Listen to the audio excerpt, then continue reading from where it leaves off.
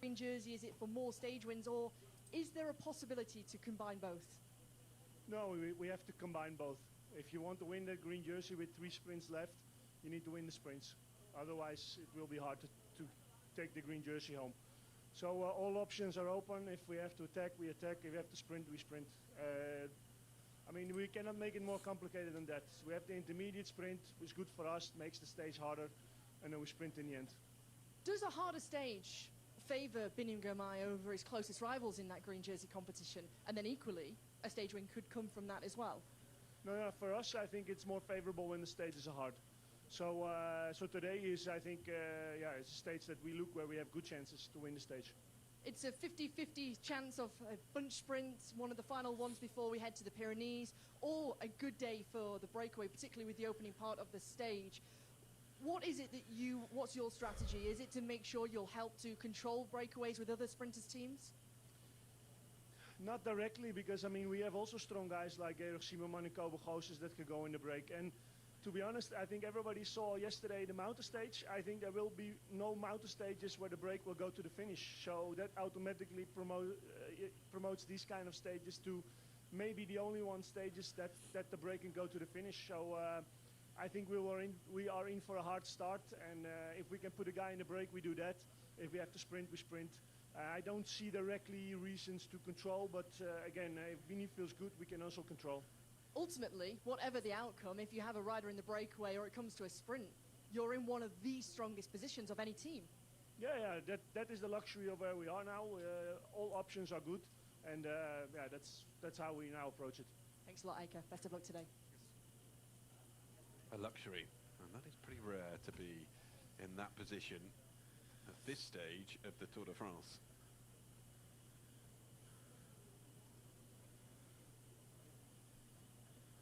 Red Bull Bora Hansgrohe, the news through that Primož Roglic retained his time because of that crash occurring yesterday within the last 3 kilometers, so he's 2 minutes and 15 seconds off the lead of Tadej Pogačar at the moment.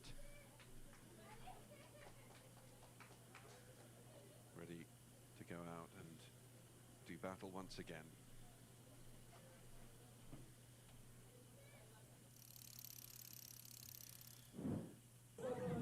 So to our Tour de France stories, and Mathieu van der Poel going around, and maybe a precursor to a future profession for him as a tattoo artist. Well, Bardet corner was something to behold yesterday, and Romain Bardet loved it.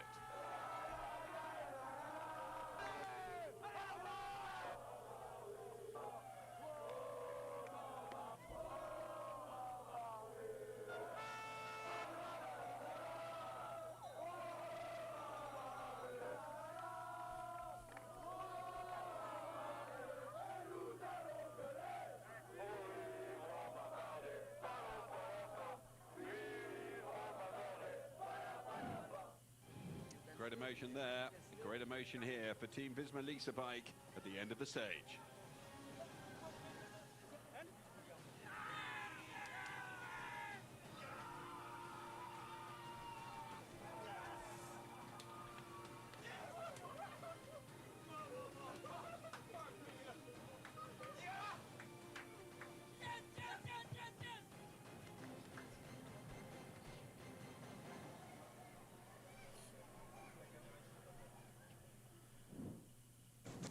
One spectrum of emotion to the others, as we just saw in our review of the stage. Fred Wright, timed out, but still bravely finishing the stage.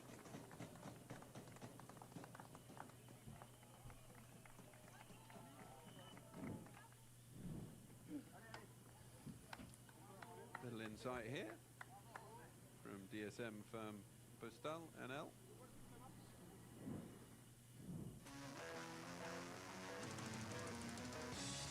Tom Scoinch, you know it's been a fast day when you finish 25 minutes down, but still within the fastest predicted time. It was a very fast stage indeed, and the majority of it down to the fact that it was racing from the off, desperate to get into breakaway, and when the breakaway did form, it was only ever allowed to just over 2 minutes out in front. As a consequence, no surprise that it was reeled in by the GC contenders, and Remco Evenepoel finished down on his two main rivals, but still currently sits in second place. Let's go down to Hannah. Stage 12 of the Tour de France could be a chance for the breakaway, but it could also be a great opportunity for the sprinters before we head to the Pyrenees. Mauro Gianetti, these days are always quite stressful for the general classification teams. It's not an easy day or a day off. No, in the Tour de France we never have a day off, you know. Maybe sometimes we are more stressed for the flat stage like today compared to the mountain stage, because in the mountain is just the guy with better legs, more power, he will be in front, and it's not risky. The stage like today is open to many opportunities. Breakaway, sprinter, small road in the final, maybe also crosswind. So it's open to any kind of tactic by 22 teams. And for us as a team leader, we need to be in a good position to save energy if it's possible, but the most important is to keep a good position far from the risky area, because in case of crash, if you are too much behind, the peloton will be broken and you need to come back. So you know how it's working. It's quite a stressful day. A stressful day, but an important one to make sure you're up towards the front, keeping the yellow jersey out of any trouble. Tadej Pogacar will want to make sure he remains safe before heading into the Pyrenees. Mauro Gianetti, best of luck today. Thanks very much. And today, it could be one for the sprinters or one for the breakaway. Something like that. It really is. Well, everyone sitting on the fence today, not wanting to say whether it's going to be one for the sprinters or whether it's going to be one for the breakaway. So much will depend on what happens in the opening 50, 60 kilometers.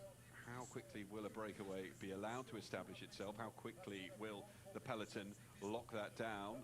It was such a hard day's racing yesterday, and real shots fired between Pogacar and Vingegaard. A stage yesterday that looked as though it was very much more suited to Pogacar, and even when it got down to that two-up sprint, you would have backed him 9 times out of 10, or 10 times out of 10 if previous history was to be looked into, but it was Vingegaard who held on for a remarkable win. The countdown is over. The Départ Fictif is underway here in Aurillac as stage 12 of the 111th Tour de France gets underway. Rain clouds have given way to sunshine, and the riders set off over halfway through the tour now.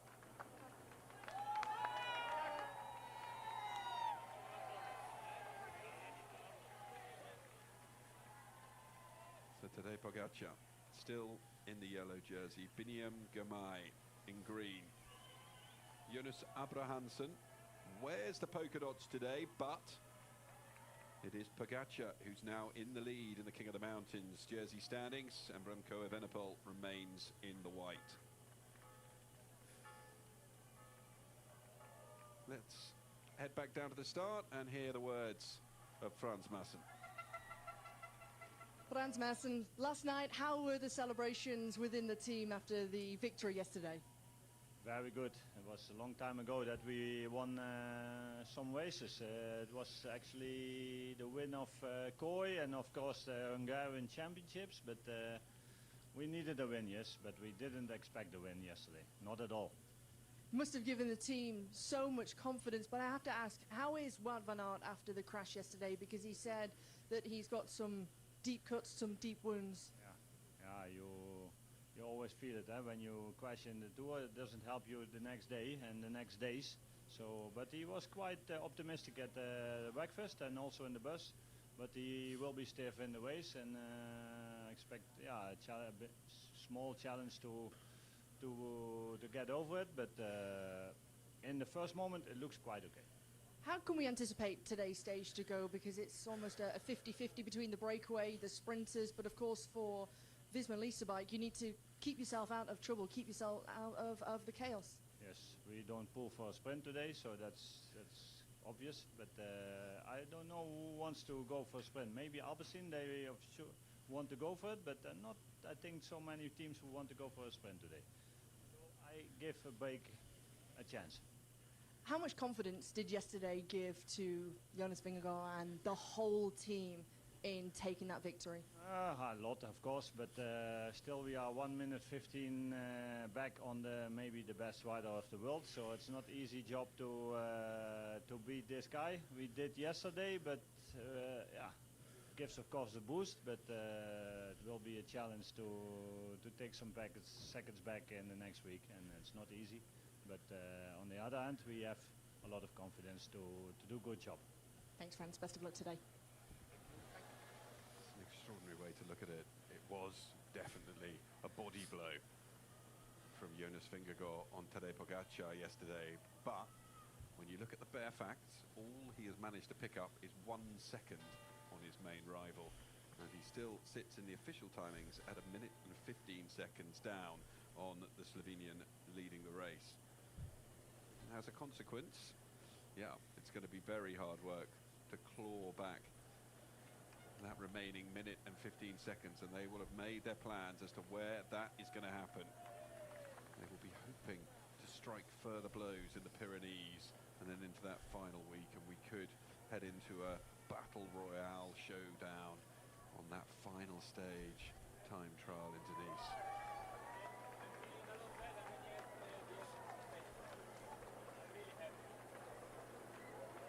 So the Départ Fictif is underway. Some plaster on the underside of the knee there for Primož Roglic. Stage 12 of the Tour de France. Aurillac to Villeneuve-sur-Lot, 203.6 kilometers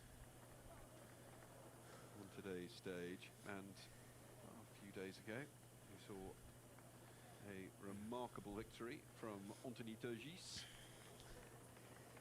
caught up with him down at the start about today's stage.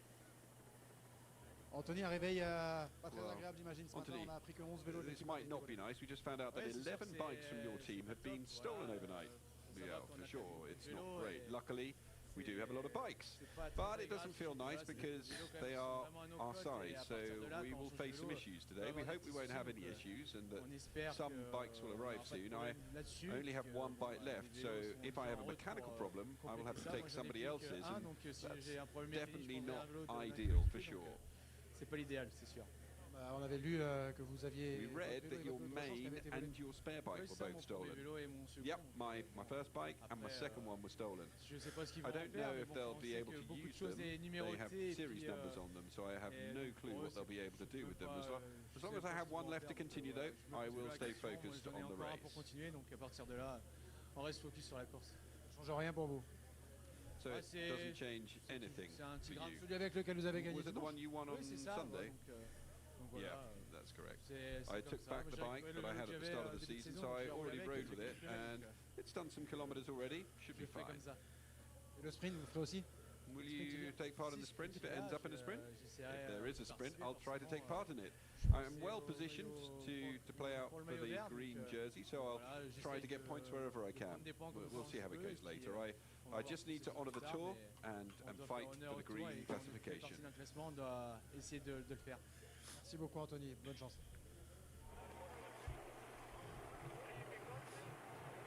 Well, Mark Cavendish lost Mikhail Murko overnight. He is a non-starter. We'll have more news on that, I'm sure, in a few moments' time. But a big blow for Mark Cavendish. When interviewed a couple of days ago at the end of the stage, he was asked how many more stages realistically could he target to win. And he said one, maybe two, but probably one. But he didn't give away which one that was. He did say there were the matter of the mountains to come. Here are our jersey holders. Well, jersey wearers, I should say, because Jonas Abrahamsen is currently second in the Mywhoosh, but Tadej Pogacar is now in the lead in the King of the Mountain standings. Pogacar in yellow still, Biniam Girmay in that green jersey, and there will be a battle for the points today in the points classification, and then Remco Evenepoel still in white. 25 degrees centigrade, the wind at an absolute minimum. Bit of humidity out there, there's been a little bit of rain, and we may see some more on today's stage, but for now the weather seems relatively pleasant. 3 kilometers to go until the official start. Pavel Sivakov, birthday boy today, 27 years of age. The important members of that UAE Team Emirates lineup will be looking to propel Tadej Pogacar to a third victory in the Tour de France. His main rival, Jonas Vingegaard, looking somewhere near back to his best, winning that sprint yesterday and giving his team their first tour stage of this year's tour. It is looking quite relaxed, but we are expecting the early racing to be anything but when the flag is waved by Christian Prudhomme.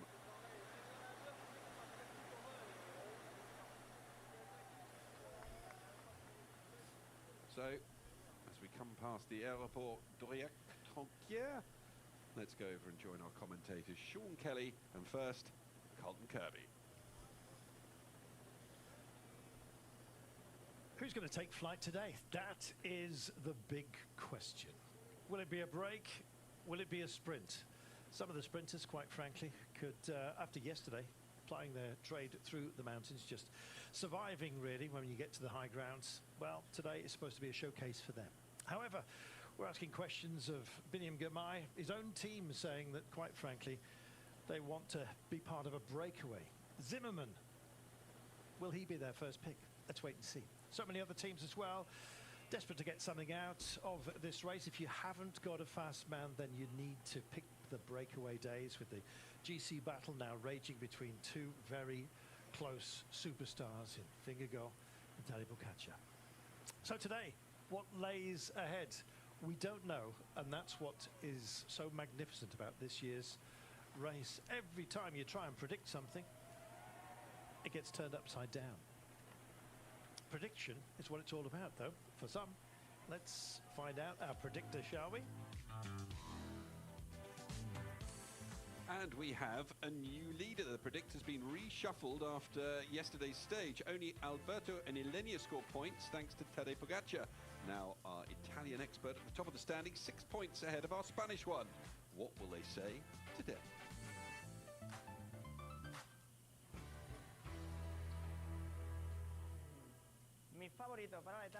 My favourite for today's stage win is Biniam Girmay. I think we have already seen how good his shape is on this tour. Sometimes he finishes, when they're finishes that are slightly uphill, they suit him better than the rest of the sprinters, so I think he can get some points, and why not take the stage win? For me, it'll be Biniam Girmay.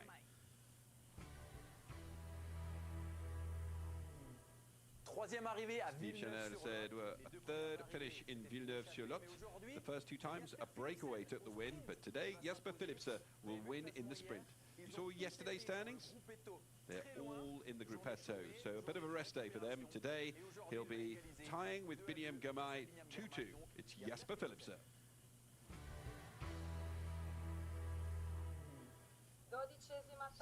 Stage 12, says Ilenia. My choice is going to be the best sprinter, or at least the one in the best shape, which is Biniam Girmay.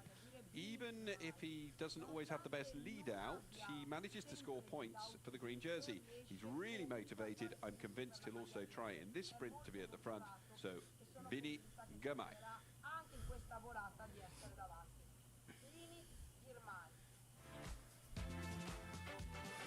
So, 2 Girmay and 1 Philipsen so far, but 5 other picks for the Belgian.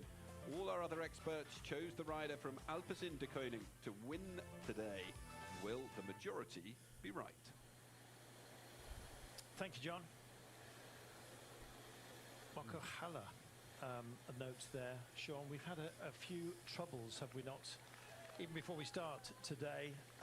In fact, the attrition rate is starting to pick up, isn't it? It is, and it's expected because the way they've been racing all through this one, and yesterday was a hectic day, and crashes, sickness setting in, of course, taking a lot of riders out yesterday, so the numbers are starting to increase in that category. And yeah, we did see 2 days ago there were, end of the first week, a very little amount of abandons, but it's starting to build.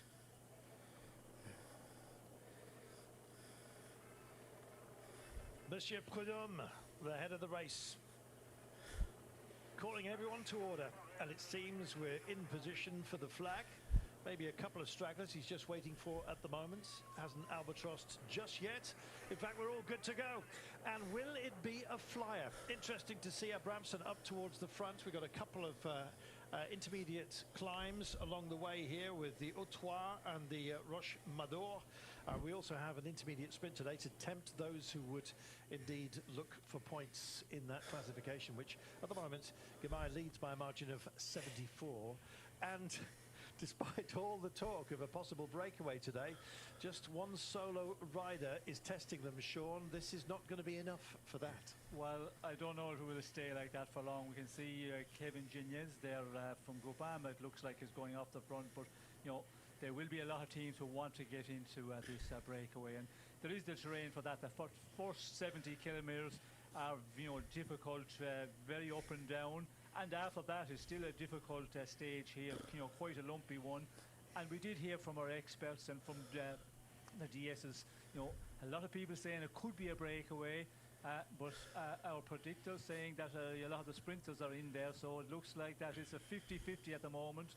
And that is the case with this stage, but yeah, we will see, I think, quickly there who will be interested in the breakaway.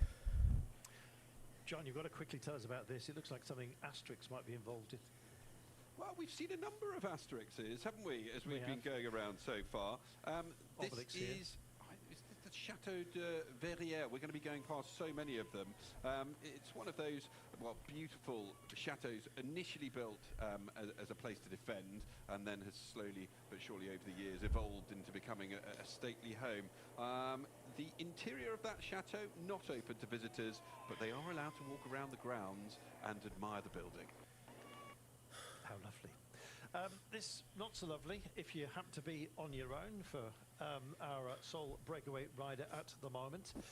I'm not quite sure whether he was the original battle plan for the day, long before we actually got to this position, but there's so many tired legs out there that why not? There's, with Clément Rousseau, the only sprint option for Groupama France Leisure, Kevin Genietz, the Luxembourg champion, has gone off up the road.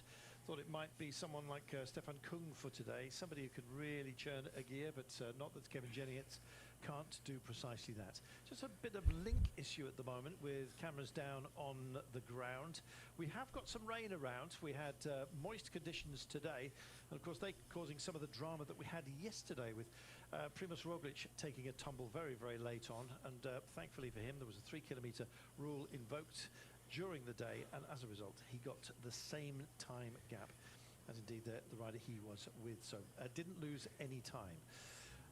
Something of controversy about it, mainly I think because of the propensity and indeed the chance that riders may indeed start to think about mechanicals in a situation such as that. There was nobody else involved.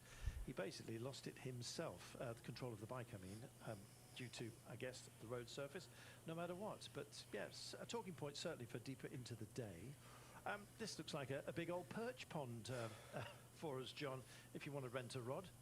Yes, the Lake Saint-Étienne-Cantal. We also saw a lovely image there of the Himalayan footbridge, which was built between, well, it's amazingly built during the years of the war by EDF, following the construction of the dam there. So yeah, started in 1939, completed in 1945, as we take a look at our winners of the stages so far. Jonas Vingegaard on stage 11. He sits alone on page 2 of this. We're over the halfway mark of the race. 3 French winners so far. Maybe up for another one today, but it would probably be from a breakaway. And still with those link issues, I'm afraid. So as a result, we are seeing just some stock pictures from earlier on today. Sean, just that question about the tumble of Primoz Roglic and within the 3-kilometer rule, what's your view on it? I mean, a solo rider going down, there's a danger of opening up to abuse, surely, with something like that. Well, you know, normally the final yesterday, with it being such a difficult one, you'd expect the times to be taken on the line. But again, you know, they look at this, and safety is, you know, one of the things that they look at. And that running yesterday, you know, the difficult part was done, but again, it's all about, you know, being able to do everything in a Tour of France and try to win the race. You have to be excellent at all disciplines. That means going downhill as well as going uphill. And yeah, bike handle is so important. And we did see Primoz just, you know, a little bit panicking. And when you're really fatigued as well, you know, in the end, and he had to put in a big effort, a big fight. And that's when you make these little mistakes and you can get caught out. Here we go then, just under the 200 kilometres to go. Another very, very long day. We've got temperatures picking up today. Not much wind at all. Extraordinarily light. It's not even been measured for us just yet, but Roy McEwen will put a sword to that a little bit later on. In fact, when we looked at today, we thought this is a Robbie McEwen kind of day. And why not? A little bit grizzly at the top and then smooth later on. It's a bit like Robbie's career, quite frankly. And he's smooth as silk with us, but he was rough as you like when he needed to be in the cauldron-like scenario that is a sprint finish. Today, Sean, they say that it could well be the sprinters. It could well be a breakaway as well. Only 2 are taking the bait just for the time being, but it's not settled in the pack at all. No, it's not settled, and we're into a section here, and the earlier part is not the most difficult, and it does pretty quickly now start to go uphill, and you know, there's a lot of lumpy stuff, little climbs there of 2, possibly 3 kilometres, and it's like that for quite a while, and that's where I think we will see the action really kicking off. But yeah, we see the 2 riders out in front, a very slim advantage, and it's going to be more fireworks. They have to be, because you know, they'll be thinking in the teams that have not got a sprinter for this sort of stage, they have to try in the earlier part and see will they be allowed to to get the advantage to go all the way. But you know, when you get into that first 100 kilometres done, then it gets into that terrain where it will be for the sprinters. So they will be happy with this situation, just 2 men out in front. And that is the problem. You know, they will start trying marking now and not allow too many riders more to get across here. And if that is the case, just 2 men in front, well then it looks like that we could come down to a sprint at the end of the day. Gachinard has got youthful exuberance on his side. He's just 23 years of age. He's turns 24 only in August. Yeah, he was very much part of proceedings at the French Nationals, got on the podium, and honestly, I think he might have had cheek cramp, quite frankly, because he was smiling so much at being in that position. Now he's at the Tour de France, and he's in the break. So he's doing a job for Total Energies, a team who have been blighted by the fact that, unfortunately, 11 of their bikes have been stolen. Not least, I'm afraid, Anthony Turgis lost his primary bike for this race, the bike he actually won his stage on, stage 9 into Troyes, the gravel stage. Also his first choice replacement.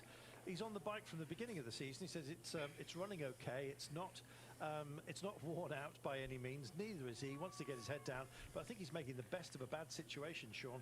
Theft has bedeviled that team. Yes, and it's not the first time in a race that we hear that the team trucks get raided and quite a number of bikes being taken. And yeah, not a good one for the team of Total Energies, and for the man who won the stage, Turgis. You know, he's on his third bike as such, but yeah, it will be a little bit of time before they get organised, get another supply of frames and build them up. So he has to try and get through today. Not the best situation, but a stage like today is not maybe one where it's going to be of major importance. If you have a very difficult stage where you're not feeling comfortable on the bike, meaning the mountain stages, because you know the long climbs and that would be more difficult. So he'll just have to try and get through today and see what way he feels on the bike, and you know, get some more new supplies. Interesting. This, to me, with Intermarché Wanty doing some of the chasing, suggests that their little insight that they wouldn't mind being in the breakaway, Sean, maybe indeed that's what they're thinking. Only 2 riders up the road, that wouldn't be a reason to chase unless you fancied joining any moves that would be made to go and join it. It'd be good for them to implant somebody, wouldn't it? Yes, well, that was what we were expecting, that they would try and filter into the breaks in the earlier part, and we did hear from the DS as well, with our people on the ground. They were asking the question, and they're riding on the front here, which is a surprise, because you know, this is not what you do. If you want to get into the breakaway, you just, you know, follow the moves and you know, try and filter into the breakaways. But they seem to be setting the pace on the front of the main peloton, which is a surprise for the moment to be doing that. You know, it's not the perfect way to get into the breakaway. You just have to follow the moves, and we can see another man from Groupama FDJ getting out here, Quentin Pache, and they are a team who really need something in this race, because you know, we see all the other teams that and the French riders are getting great results here. I'm sure the pressure's on big time from Marc Madio. Lotto just trying to mark it out at the moment. Lotto Destiny. Thinking about Arnaud Delis later on, but he's not shone as brightly as perhaps he should have done, maybe putting in too much work at the wrong time. For the inexperience, it seems, Arnaud Delis, at least in a Grand Tour circumstance, done a bit too much too often, unfortunately, and has almost neutralised himself, despite some good finishes. But we're expecting a stage win for him. Could be today. Let's wait and see. But Lotto Destiny certainly working on it. We talk about the breakaway. We saw the breakaway on stage 18 last year, Moutier to Bourg-en-Bresse, when Casper Asgreen denied the sprinters. In fact, he was out there with Pascal Incorn and Jonas Abrahamsson, who we know everything about here. And it was Jasper Philipsen that led everyone home, given the same time as the 3 that crossed the line from the break. So it can get touch and go. There is Abrahamsson nursing the polka dot jerseys, by the way, with Tom Squinch setting it ahead of Campenaerts. Abrahamsson certainly looking for it. And is that Louis Mainkes? Yes. Who's bouncing off up the front here? I think it is. Not exactly the terrain you'd expect him to thrive, Sean, but hey. Well, I think in the GC standings, of course, he's a long ways down, and he is going to try and get into a breakaway. And this part of the stage, as we can see, it's causing problems already for some of the fast men. And this is where it is going to be a test for the riders that do not like this earlier part of the stage, try and get through, but we can see Fabio Jakobsen already in difficulty. And it's a surprise to see the likes of the riders that are going in the groups here. I was expecting Intermarché just to filter into their moves, but they're trying to make the move and try to split it and form a breakaway. I feel so sorry for the nearly anonymous Fabio Jakobsen. He's not had the best of times at all, I'm afraid. This is Louis going up for the battle plan. Why are Intermarché wanting to be in the break? You've seen them trying to mark it out. It's because they'd quite happily have all the points go away on not an absolutely ideal finish for Biniam Girmay today. If the breakaway was to make it, it could be an advantage to Biniam Girmay, with sprint opportunities running out for major points gains for his closest rival. 74 points in arrears of him. Jesper Philipsen, who starts as favourite today if it ends in a sprint. And so, with everyone, of course, falling behind Biniam Girmay on Intermarché 1T, an out-and-out boulevard straight-up sprint finish is not necessarily the best kind of finale for Biniam Girmay. Yes, he's won a bunch sprint here so far. Gerben Tyson was the man that they were backing the day Binny took his first win into Torino. But yes, it could be that they're trying to play that game and get a decent breakaway off and up the road, hoovering up the points, and indeed diminishing even the intermediate sprint, if indeed it was to roll through that. Sean, it's a kind of an open strategy. They've already talked about it themselves. Is it a wise one? Well, if there's a big group going away, meaning 6 or 8 riders, follow the moves. That's the way to do it. And with a rider like Louis Meintjes, over this sort of terrain in the earlier part of the stage, he's able to do that. But making the effort to get across on your own, when you see the situation, just 2 riders dangling out in front, it's not the move. And he's starting to ride on here as well. I don't think this is the way they should be riding. If that is the plan within the team, that, okay, follow the breakaway, that's moving, but a bigger breakaway, of course, and you need a bigger one here.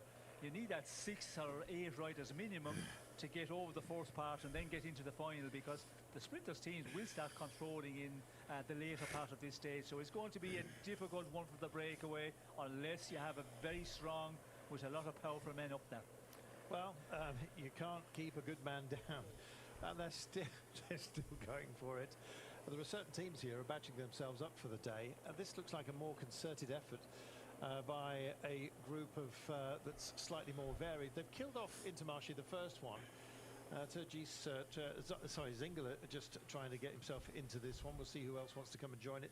This is not good news at all, Sean, for Fabio Jakobsen, who's struggled this race, I'm afraid. Yes, well, he has struggled on the earlier days. Yeah. He was struggling a lot on the difficult, the climbing days, and he's struggling very early. I think yesterday he was looking, much better. He was in there for quite a long time during the stage. So it's a surprise that he is, distant again. And if you have not got the good legs, and if you're feeling a little bit sick for some reason, that is going to test you here today, because we can see the way the action is going all the time. There's just attacks coming back, attacking over the top again. And he is going to have to, really dig deep to try and get through this first part. If the break gets away, well, then it might settle down the peloton, and that would be an opportunity for Jakobsen to get into the peloton once again. We had a furious attempt yesterday to get into the break. It ranged on for the first 100 kilometres, quite frankly. We did get, 12 or 13 riders who'd established themselves.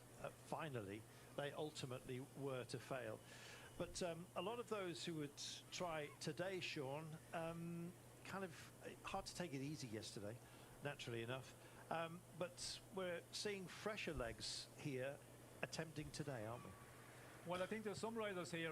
Some doubling up, yeah. But yes, but some riders yesterday, they got through the day without having to dig, really deep.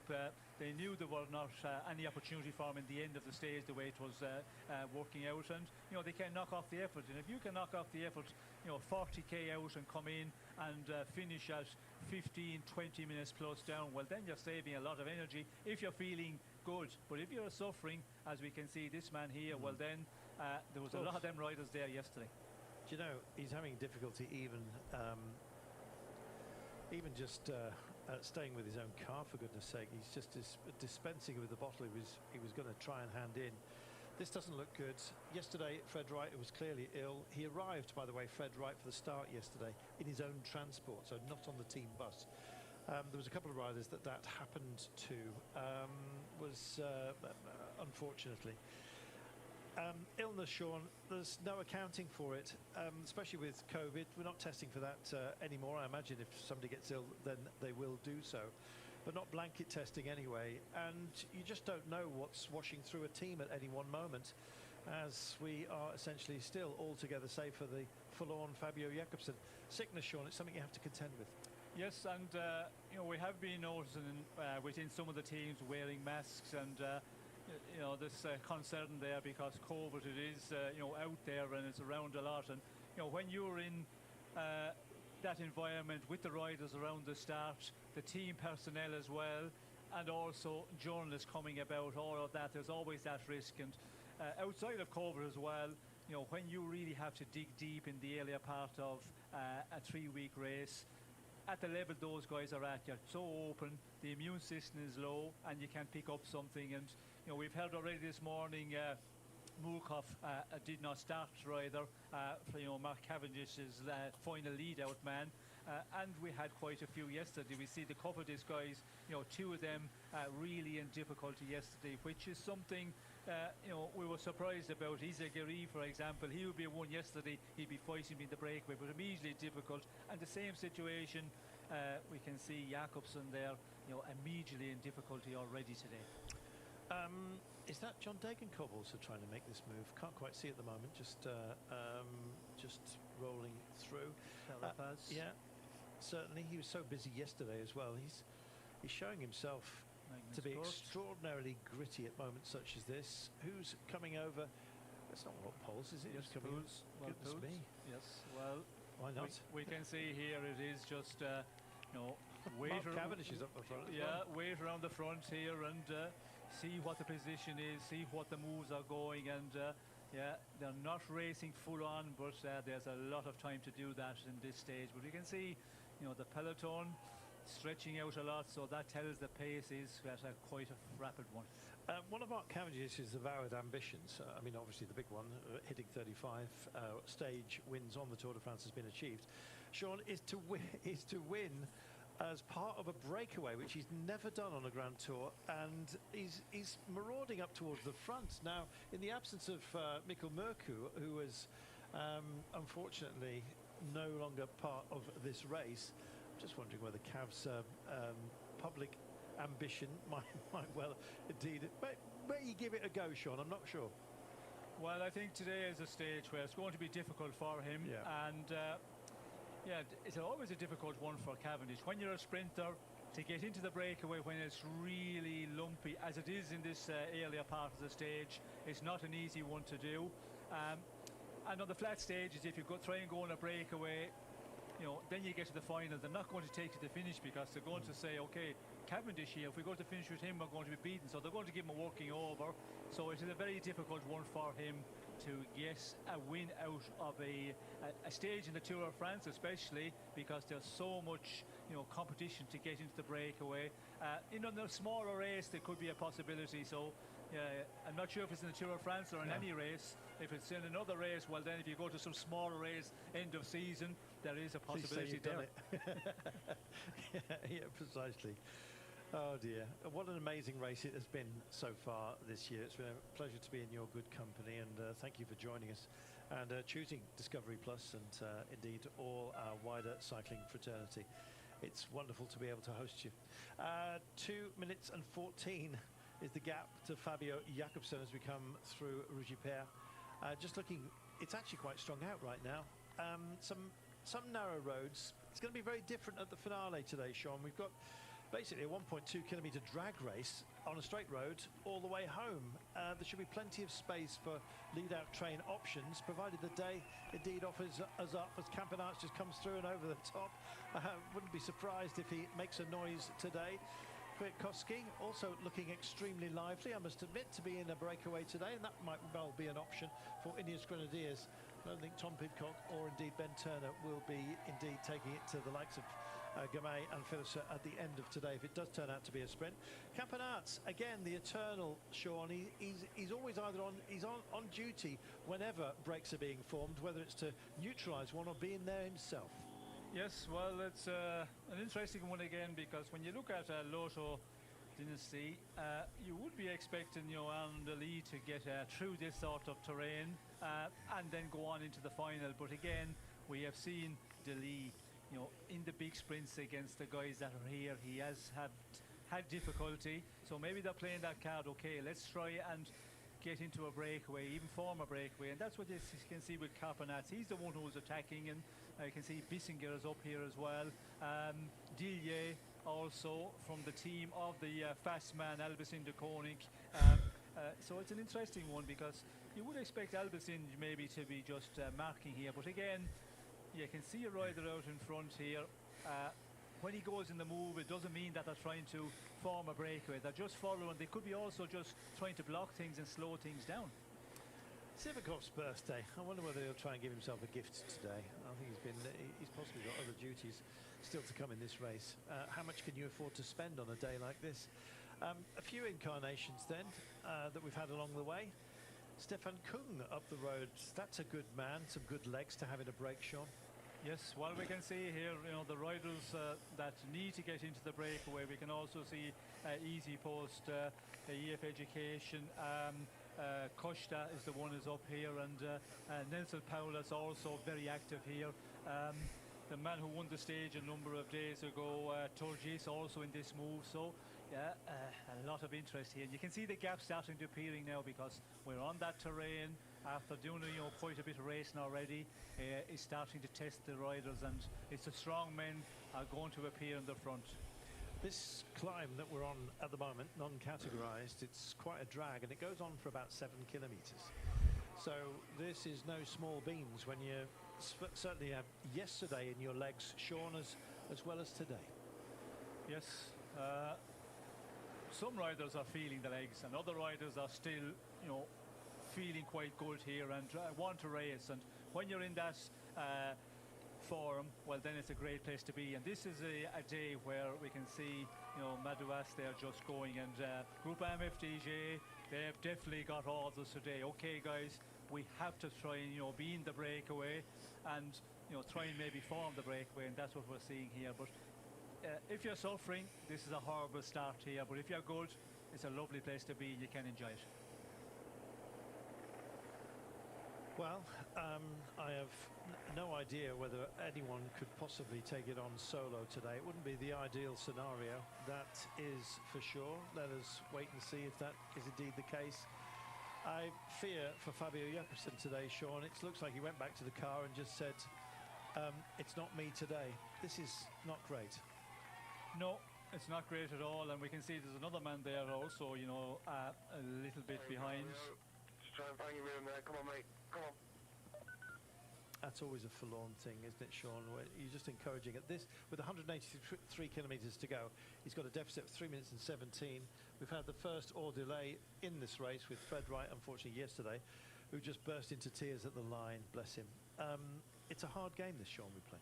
Well, it's the race of the season, the Tour de France. You know, you want to come to it in your best condition, and there's always that risk of getting sick. And, you know, we see the best of riders, you know, can get sick, and it is a problem here. And, you know, when you're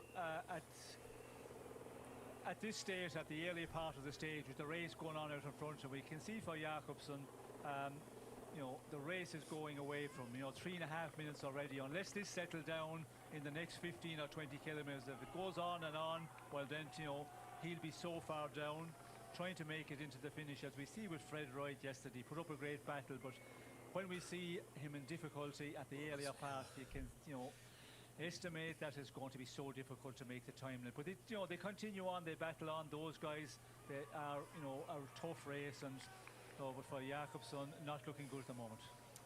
Time to welcome Robbie McEwen into the commentary position.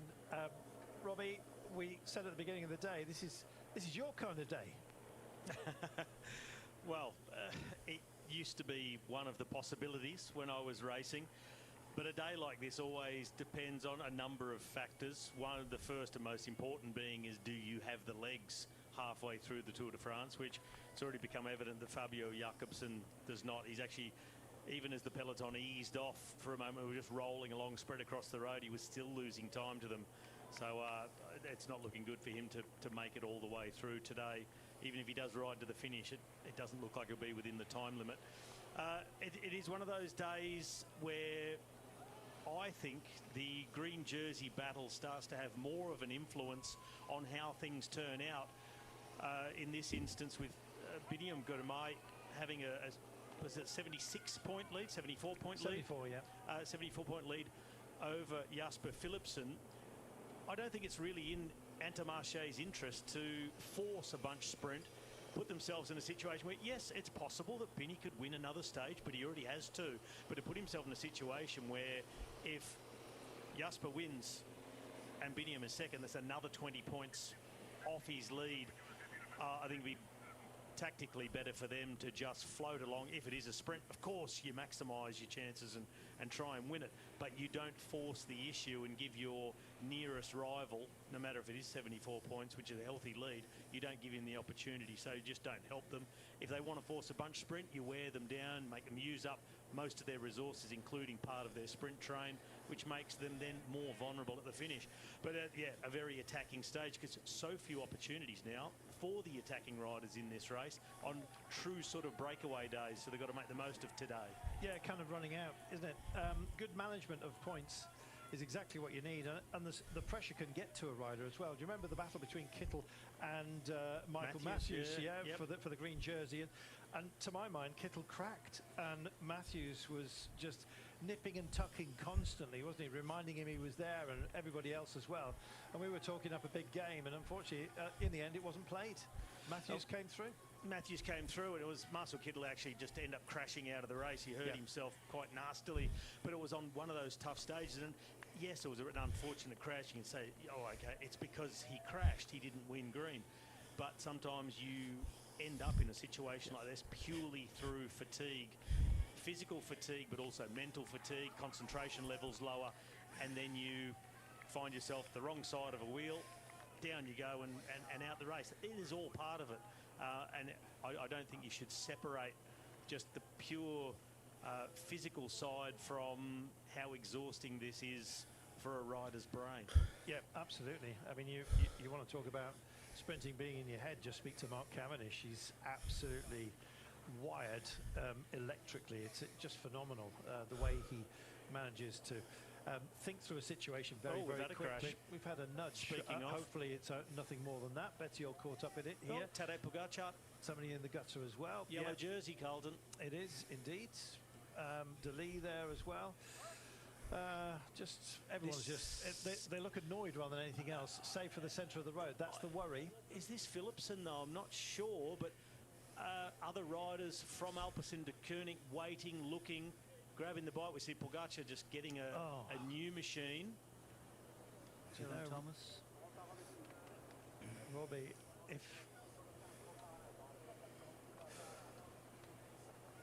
it's not Jasper Phillips in any case, but not looking good for that rider from Alpecin de Koenig.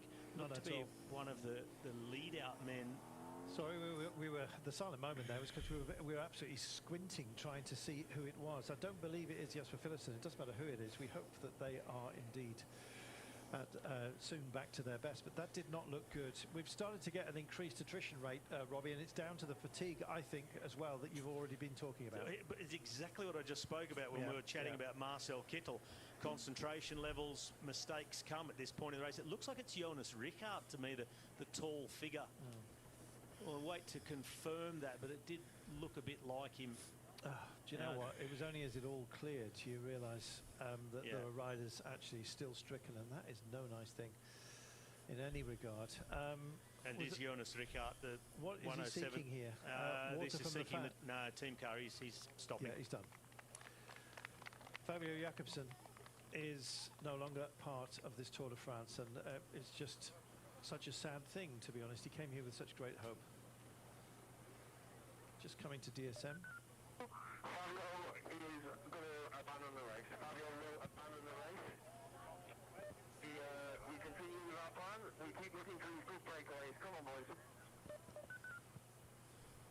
Fabio Jakobsen, there's so much about this man's history within the sport that kind of heaps extra sympathy upon him, Robbie. It does, you know, going back to that crash where he nearly lost his life in the Tour of Poland a few years ago, and to the trials and tribulations we saw, the struggles we saw him have at the Giro d'Italia, dropped every day as soon as the road went up. And it was, oh, well, a bit of animosity here from the UAE riders asking for the team car and seeming to be blocked out. Ricard back underway, so that's good news for him and for Jasper Philipsen.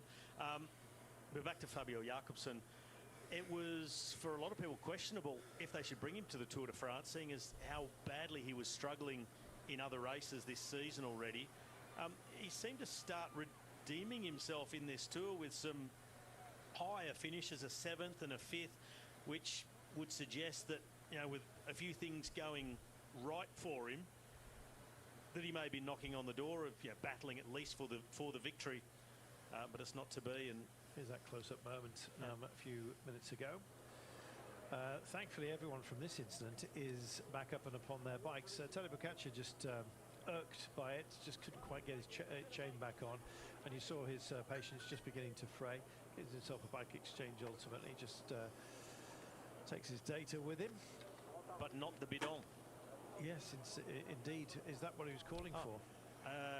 Well, he's going to need.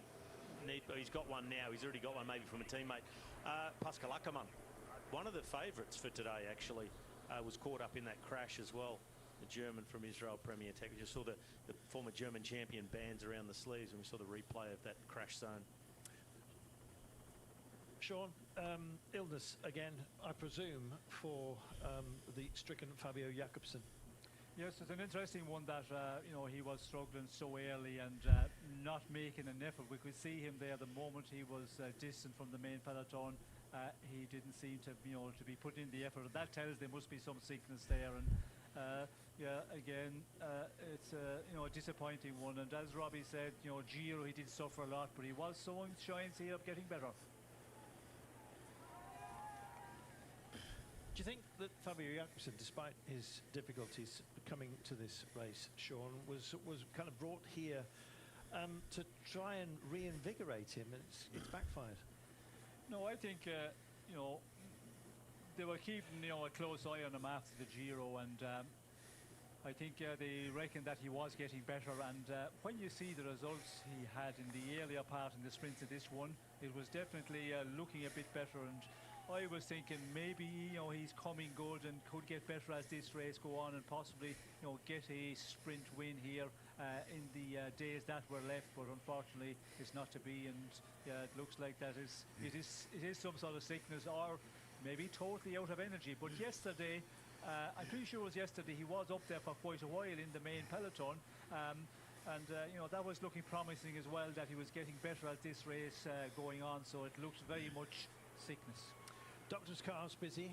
Thankfully, it looks like it scuffs for Rickert. Of course, you never like to assume too much, because often, Robbie, we get the injuries that are fully told at the end of the day. We do.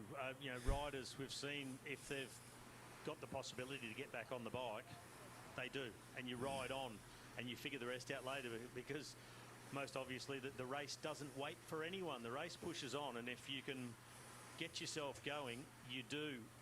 Sometimes it seems ill-advised, as we saw the other day with Alexander Vlasov from the Red Bull Bora Hansgrohe team. He had that horrible fall into the ditch, was really off balance trying to get back on his bike, and I think it was reasonable to assume there was concussion involved in that instance as well. But it turns out he also finished that stage, the stage 9 on the gravel in Troyes. He finished that with a fractured ankle. It just shows you what the desperation level is of the riders to just get themselves back in the race, get yourself to the finish, try and push on and figure the rest out as you go along, or figure it out when the race is over and you can visit the medical team. I remember some stunning performances despite all kinds of injuries. Geraint Thomas, I think, rode on with a fractured pelvis, if I remember rightly, and Cadel Evans with a broken elbow, for goodness sake. It's a game for hard men, Sean. Well, it certainly is a hard men's game, and you know, when you look what they go through without having the crash of sickness, you know, every day here for 21 days out on the road here, weather conditions, it can get very cold if they get bad weather, and at the top of the mountains it can, you know, get down to 2 or 3 degrees, coming from 30 plus degrees in the valley, and you know, the risk also involves those crashes when they go down, they get back on that bike and you see the wounds. You can see, you know, Wout van Aert here, he had a very heavy spill yesterday, but back on the road, and there's quite a few riders in that situation. Bike riders, they are a tough race. They certainly are. It's about hiding your injuries rather than magnifying them, which some other sports do.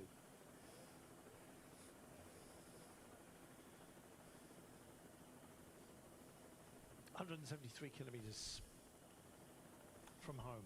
And Valentin Madouas, Quentin Pacher. We have Jonas Abrahamsen, Anthony Turgis. Just seeing if that was an earlier incarnation. Just give me a moment. That's not nice. The American champion, Sean, bloodied but unbowed, heading back or in the cars, I should say, picked himself back up as well. And there he is, Sean Quinn. He's over a kilometre down at the moment. Yes, he is, and you can see there the gash in the elbow.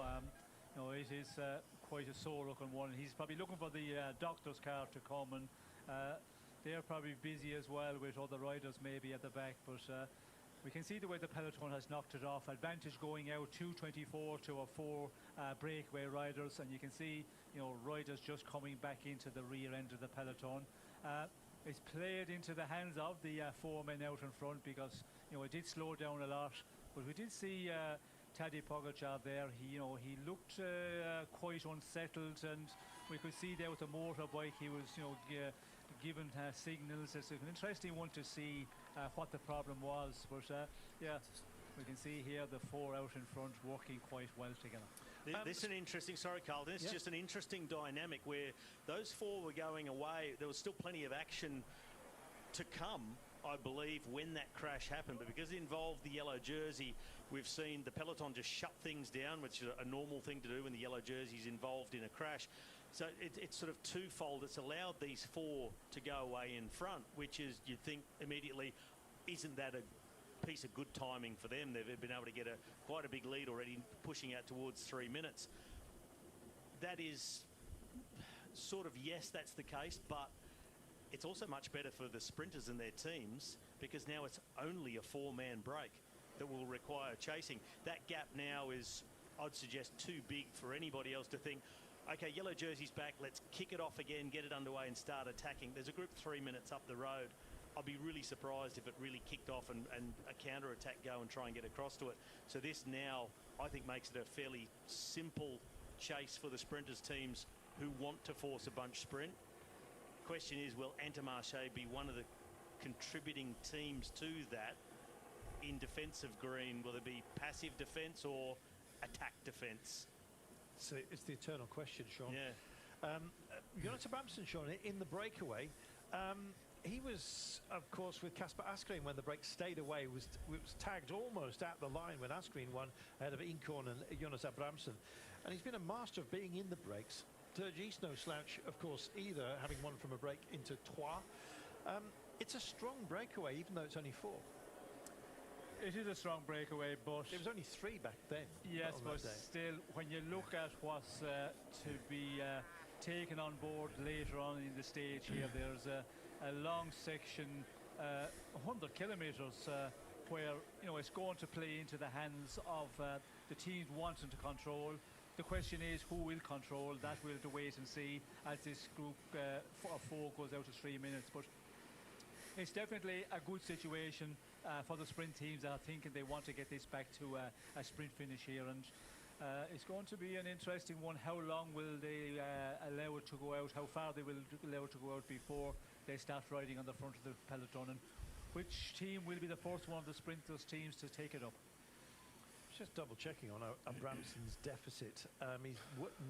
He's wearing that polka dot jersey on behalf of Tadej Pogacar, who owns it after his exploits yesterday. There's only 3 points between them, and there's 2 category 4 tests to come up, Sean. It was a wise thing for him to be up the road.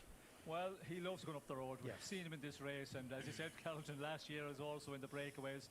Like this year, he's amazing. The power that guy has got, and you know, there was a day there where he rode out alone in front, and we were wondering when he got to, was it 5 minutes or plus 5 minutes, was he going to be able to go all the way? But you know, again, the terrain and you know, the teams that are riding back in the main peloton, it just didn't happen for him. But you know, he doesn't seem to tire. He seemed to be recovering so well, and you know.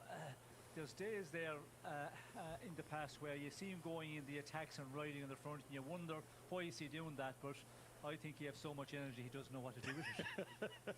It could happen, Robbie. On day one, do you remember the run to Rimini where Bardet won? Abelson was up the road, and then he was up by there again in Bologna. Name me a day where he hasn't been on the attack. Can't help himself. Should be in the ring. Wout, first, how do you feel? How about you? Because yesterday we were not really confident for today. Yeah, luckily I feel, given the circumstances, quite good. I had a good night, and yeah, we could see yesterday there was no fracture in my arm, what I was a bit afraid for. It's quite swollen, and that's why I suffer a bit. But yeah, I'm good to continue. What happened exactly? I completely misjudged this corner. I was with my head already on the hairpin that was coming, leading into the descent towards the steep climb, and that was for us a key point to be in position.